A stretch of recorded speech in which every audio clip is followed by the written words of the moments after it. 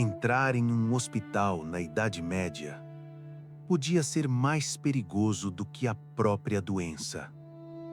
Hoje pensamos em hospitais como lugares de cura, médicos especializados, medicamentos modernos, cirurgias seguras. Mas durante grande parte da Idade Média, um hospital era algo muito diferente. Muitos eram administrados por mosteiros e instituições religiosas. Na prática, funcionavam mais como abrigos para pobres, peregrinos e pessoas abandonadas pela sociedade. O objetivo nem sempre era curar o corpo. Muitas vezes, era cuidar da alma de quem estava próximo da morte. Em algumas cidades, o hospital era apenas um grande salão de pedra com várias camas simples, alinhadas lado a lado. Feridos, doentes, pessoas com febre, moribundos, todos no mesmo espaço. O cheiro de doença e sofrimento fazia parte do ambiente.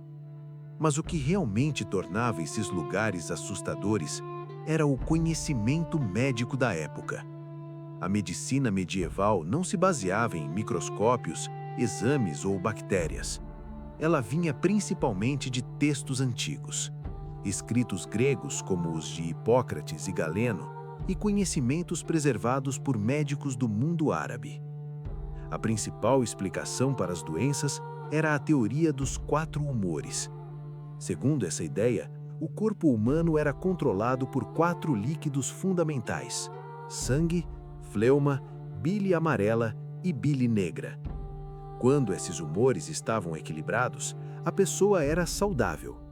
Quando se desequilibravam, surgia a doença. Por isso, muitos tratamentos tentavam restaurar esse equilíbrio. Um dos métodos mais comuns era a sangria. Médicos acreditavam que retirar sangue do corpo poderia ajudar a curar febres, infecções e até problemas mentais. Outros tratamentos incluíam ervas medicinais, dietas específicas, purgantes e longos períodos de repouso. Mas quando nada disso funcionava, restava o último recurso: a cirurgia. E na Idade Média, cirurgia era algo extremamente perigoso. Primeiro porque não existia anestesia. O paciente permanecia completamente consciente durante todo o procedimento. Também não existiam antibióticos e ninguém compreendia ainda o papel das bactérias e da contaminação. Instrumentos raramente eram esterilizados. Muitas vezes eram usados em um paciente e logo depois no próximo, sem limpeza adequada. Isso fazia com que infecções fossem extremamente comuns. Mesmo assim, algumas situações exigiam intervenção imediata, especialmente em tempos de guerra. Soldados feridos chegavam aos hospitais com cortes profundos, ossos quebrados e flechas cravadas no corpo. Os cirurgiões precisavam agir rápido, muito rápido, porque além da dor extrema, o paciente estava acordado. Curiosamente, muitos desses cirurgiões não eram médicos formados. Eles eram barbeiros cirurgiões, homens que dividiam seu trabalho entre cortar cabelo, fazer barba e realizar procedimentos médicos. Eles extraíam dentes, drenavam infecções e realizavam amputações. É por isso que até hoje o símbolo tradicional das barbearias possui listras vermelhas e brancas. O vermelho representava o sangue, o branco representava as bandagens. Entre os procedimentos mais temidos da época estava a amputação. Infecções graves, gangrena ou ferimentos de batalha frequentemente exigiam a remoção de membros. A única chance de sobrevivência era agir rápido. O cirurgião usava serras de metal para cortar o osso. Assistentes seguravam o paciente com força para impedir que ele se debatesse. Quanto mais rápida fosse a operação, maiores eram as chances de sobrevivência. Mas mesmo assim, o risco era enorme. A perda de sangue poderia matar o paciente em minutos. E mesmo quando a cirurgia parecia bem-sucedida, a infecção poderia aparecer dias depois. Os instrumentos usados nessas operações eram simples: facas, serras, pinças, ganchos metálicos. Em alguns casos, feridas eram cauterizadas com ferro quente para tentar estancar o sangramento. O cheiro de carne queimada era parte da rotina médica da época. Não é surpresa que muitas pessoas temessem os hospitais. Para muitos, entrar em um hospital medieval era quase como aceitar a possibilidade da morte. As taxas de sobrevivência em cirurgias eram muito baixas. Muitos pacientes morriam por infecção, outros por perda excessiva de sangue. Alguns simplesmente não resistiam à dor e ao choque físico do procedimento. Sobreviver a uma cirurgia naquele período era considerado quase um milagre.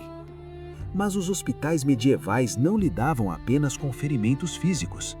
Doenças mentais também faziam parte da realidade da época, e elas eram profundamente mal compreendidas. Sem conhecimento sobre psicologia ou neurologia, muitos acreditavam que comportamentos estranhos tinham origem espiritual. Algumas pessoas eram vistas como possuídas por forças demoníacas, outras eram consideradas vítimas de castigos divinos. Tratamentos poderiam incluir orações intensas, rituais religiosos, peregrinações ou até exorcismos. Em alguns casos, pessoas com transtornos mentais eram isoladas da sociedade ou simplesmente abandonadas. A falta de conhecimento médico também afetava a forma como a sociedade via pessoas com deformidades físicas. Indivíduos com nanismo, malformações ou condições genéticas raras despertavam curiosidade, medo ou superstição. Alguns eram cuidados por suas famílias, outros eram acolhidos por instituições religiosas, mas também existiam casos em que essas pessoas eram exploradas como atrações em cortes e feiras. Naquele tempo, ninguém entendia genética ou desenvolvimento fetal. Muitas dessas condições eram interpretadas como sinais divinos, presságios ou fenômenos inexplicáveis. Além disso, os hospitais enfrentavam doenças que hoje conhecemos bem, mas que naquela época eram praticamente impossíveis de tratar. A peste, a lepra, infecções graves, feridas contaminadas, febres misteriosas que podiam surgir de repente e matar em poucos dias. Algumas doenças eram tão temidas que cidades criaram locais separados para isolar os doentes. Os leprosários, por exemplo, eram hospitais específicos para pessoas com lepra. Quem era diagnosticado com a doença muitas vezes era afastado da sociedade pelo resto da vida. O medo da contaminação era enorme.